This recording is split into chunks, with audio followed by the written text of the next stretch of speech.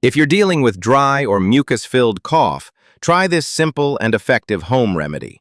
1 cup of water, a half teaspoon dried ginger powder, Sonth, a pinch of black pepper powder, 1 tablespoon honey. Boil 1 cup of water.